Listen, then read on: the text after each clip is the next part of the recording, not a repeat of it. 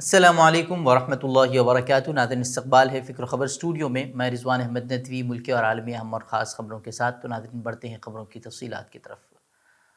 جموں کشمیر میں حد بندی کمیشن کی رپورٹ سامنے آنے کے بعد سے ہی یہ بات کہی جا رہی تھی کہ اب یہاں سے مسلم سیاست کا خاتمہ ہو جائے گا، اور اسی کی رپورٹ کے بعد یہ باتیں کہی جا رہی تھی۔ لیکن اب جو کچھ ہوا ہے اس سے اب لگتا ہے کہ اب شاید محبوبہ مفتی اس خطے کے آخری مسلم وزیر اعلیٰ کے بطور تاریخ میں درج ہو جائیں گے۔ دراصل کشمیر کے چیف الیکٹورل افسر نے بدھ کے روز کہا ہے کہ امسال 20 سے 25 لاکھ نئے ووٹروں کا اندراج ہونے کا امکان ہے۔ اور وہ کیسے ہوگا؟ انہوں نے اس بات کو بتایا کہ غیر مقامی افراد، جن میں غیر مقامی مزدور ہیں، کرایہ دار ہیں، طلباء جو وغیرہ شامل ہیں، وہ ان کے ساتھ ساتھ مسلح افواج بھی ووٹر کے بطور اپنا اندراج کرا سکتے ہیں۔ غیر مقامی افراد کو جموں کشمیر میں رائے دہی کا حق دینے کی سخت الفاظ میں مخالفت کی جا رہی ہے۔ مین اسٹریم سیاسی پارٹیوں نے اسے لوگوں کو حق رائے دہی سے محروم کرنے کے اسے مترادف قرار دیا ہے۔ جموں کشمیر کی مین اسٹریم پارٹیوں نے ایک زبان ہو کر اس کی سخت الفاظ میں مذمت کرتے ہوئے بتایا ہے کہ بھاجپا آسان جیت کی خاطر ایسا کرنے کی کوشش کر رہی ہے۔ نیشنل کانفرنس کے کارگزار صدر عمر عبداللہ نے ٹویٹر پر لکھا کہ بھارتیہ جنتا پارٹی مقامی ووٹروں سے خود کو غیر محفوظ تصور کر رہی ہے۔ انہوں نے چیف الیکٹورل افسر کے اس فیصلے کی سخت نکتہ چینی بھی کی۔ وہیں پی ڈی پی کی سربراہ اور ریاست کی سابق وزیر اعلیٰ محبوبہ مفتی نے بھی برہمی کا اظہار کرتے ہوئے اسے انتخابی جمہوریت کی آخری کیل قرار دیا ہے۔ انہوں نے کہا کہ یہ ملک کی مسلم اکثریتی ریاست ہے اور وہ اسے سیکولر انڈیا کا حصہ بنانا چاہتے ہیں، لیکن عوام کا ووٹنگ سے اعتماد ختم ہو چکا ہے۔ سب کچھ بی جے پی کے مفاد میں کیا جا رہا ہے۔ وہیں وزارت اطلاعات و نشریات کی جانب سے 8 یوٹیوب چینلز پر ہندوستان کی سلامتی کو متاثر کرنے والا مواد پوسٹ کرنے پر پابندی لگا دی گئی ہے۔ ان پر ہندوستان کی قومی سلامتی، نظم و نسق اور خارجی تعلقات کو متاثر کرنے والا مواد پیش کرنے کا الزام ہے۔ ان میں ایک پاکستانی یوٹیوب چینل بھی شامل ہے۔ جن 8 یوٹیوب چینلوں پر پابندی عائد کی گئی ہے ان کے 114 کروڑ ویوز ہیں اور 85 لاکھ سے زیادہ سبسکرائبرز ہیں۔ ان چینلوں پر ہندوستان مخالف مواد پیش کیا گیا تھا اور اس کے ذریعے آمدنی کی جا رہی تھی۔ خیال ہے کہ 21 دسمبر سے اب تک 102 یوٹیوب چینل کو ہندوستانی حکومت نے جو ہے وہ بلاک کر دیا ہے۔ وہیں B J P leader Shahnawaz Hussain کو جھٹکا لگا ہے کہ دہلی ہائی کورٹ نے ان کے خلاف عصمت دری کا مقدمہ درج کرنے کا حکم صادر کر دیا ہے۔ دہلی ہائی کورٹ نے عصمت دری سمیت دیگر دفعات میں مقدمہ درج کرنے کا حکم دینے کے ساتھ ساتھ پولیس کو ہدایت دی ہے کہ معاملے کی جانچ 3 مہینے میں مکمل کی جائے۔ خیال ہے کہ شہنواز حسین بی جے پی کے اہم لیڈروں میں سے ایک ہیں۔ شہنواز حسین سے وابستہ معاملے میں ہائی کورٹ نے جو تبصرے کیے ہیں اس سے پولیس کے کردار پر بھی سوال اٹھنے لگے ہیں۔ دہلی ہائی کورٹ کی جسٹس نے متاثرہ کی جانب سے کچھ سالوں قبل دی گئی شکایت پر کہا کہ تمام حقائق پر نظر ڈالنے کے بعد یہ بات صاف ہو رہی ہے کہ پولیس کی دلچسپی ایف آئی آر درج کرنے میں بالکل نہیں ہے۔ وہیں بلقیس بانو معاملے میں جس طرح گزشتہ دنوں گجرات حکومت کی طرف سے 11 قصورواروں کو جیل سے رہا کر دیا گیا، اس فیصلے پر شدید رد عمل کا اظہار کیا جا رہا ہے۔ اپوزیشن جماعتیں اور سماجی تنظیمیں تو اس فیصلے کو تنقید کا نشانہ بنا ہی رہی ہیں۔ دوسری طرف خود بلقیس بانو کا کہنا ہے کہ جب انہوں نے سنا کہ 15 اگست 2022 کو ان 11 مجرموں کو رہا کیا جا رہا ہے جنہوں نے کہ میری زندگی تباہ کر دی، تو 20 سال پرانا صدمہ مجھ پر پھر قہر بن کر ٹوٹ گیا ہے۔ انہوں نے کہا کہ میری آنکھوں کے سامنے میرے پورے خاندان کو ختم کیا گیا۔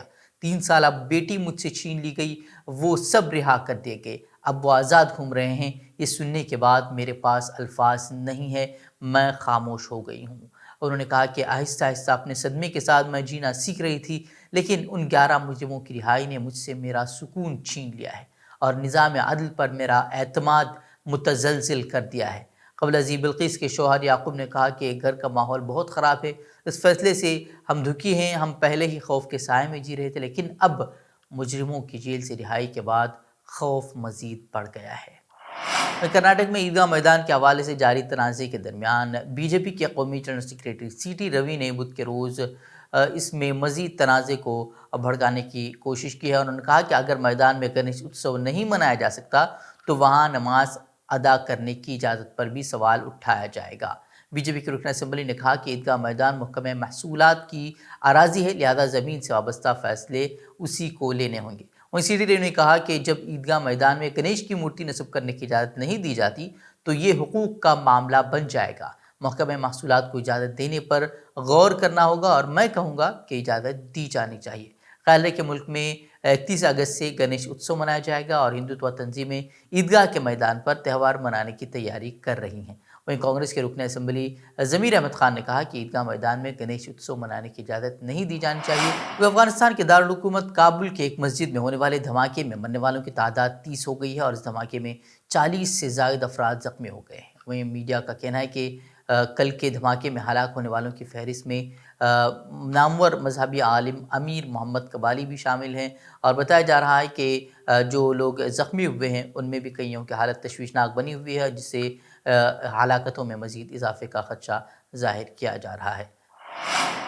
ترکی اور اسرائیل نے سفارتی تعلقات بحال کرنے کا اعلان کیا ہے۔ دراصل 4 سال قبل اسرائیلی فوج کی جانب سے 60 فلسطینیوں کی شہادت کے بعد ترکیہ نے اسرائیل سے اپنا سفیر واپس بلا لیا تھا، جبکہ جوابی کارروائی میں اسرائیلی سفیر کو بھی وطن واپس بلا لیا گیا تھا۔ تاہم ترکی نے کہا ہے کہ سفارتی تعلقات کی بحالی کا فیصلہ اس کا یہ مطلب بالکل نہیں ہے کہ انقرہ نے فلسطینیوں کی حمایت کرنا بند کر دیا ہے۔ ترکی کے وزیر خارجہ میولوت چاوشوگلو نے کہا کہ ہم فلسطینیوں کی حمایت سے دستبردار نہیں ہو رہے۔ انہوں نے کہا کہ ہمارے لیے اہم ہے کہ یہ پیغام سفیر کے ذریعے براہ راست اسرائیل تک پہنچے۔ وہیں سفارتی تعلقات کی بحالی کے بعد اسرائیلی صدر مارچ میں ترکیہ کا دورہ کریں گے۔ امریکہ نے ترکیہ اور اسرائیل کے سفارتی تعلقات کی مکمل بحالی کا خیر مقدم کیا ہے۔ وہیں اسرائیلی وزیر اعظم یائر لپیڈ نے اسے سفارتی کامیابی قرار دیتے ہوئے علاقائی استحکام اور اسرائیلی شہریوں اور معیشت کے لیے ایک بڑی اچھی خبر انہوں نے قرار دیا ہے۔ اور چین نے عالمی برادری پر زور دیا ہے کہ وہ طالبان کے ساتھ بات چیت کا آغاز کریں تاکہ افغانستان کی نئی حکومت کو اعتماد مل سکے۔ چین کے اقوام متحدہ میں مندوب زانگ جون نے افغانستان میں طالبان کی حکومت کے قیام کے 1 سال مکمل ہونے کے موقع پر کہا کہ عالمی برادری نئی انتظامیہ کو اعتماد اور رہنمائی فراہم کرنے کے لیے تعلقات بحال کرے۔ چین کے مندوب نے کہا کہ افغانستان کی سابق قیادت کو بھی اپنے تجربات سے ملک کو فائدہ پہنچانا چاہیے۔ حکومت ختم ہو جانے سے ان کی ذمہ داریاں ختم نہیں ہو جاتی، اس طرح کی بات انہوں نے کہی۔ وہیں چینی مندوب نے امریکہ کو تنقید کا نشانہ بناتے ہوئے کہا کہ منجمد افغان فنڈز کو فوری طور پر مرکزی بینک کے حوالے کر دینا چاہیے۔ کسی بھی ملک کے پاس افغانستان کے اثاثے منجمد کرنے کا کوئی جواز نہیں ہے۔ بتا دیں کہ گزشتہ روز امریکہ نے ایمن الظواہری کی موجودگی کا بہانہ بنا کر افغانستان کے منجمد اثاثے جاری کرنے سے انکار کر دیا تھا۔ تو ناظرین، یہ تھی خبریں۔ مزید خبروں کے لیے آپ ہمارے ویب سائٹ www.fikrokhabar.com کی طرف رخ کر سکتے ہیں۔ ویڈیوز کے لیے ہمارے یوٹیوب چینل کو سبسکرائب ضرور کریں۔ تو ناظرین، اجازت دیں۔ السلام علیکم ورحمۃ اللہ وبرکاتہ۔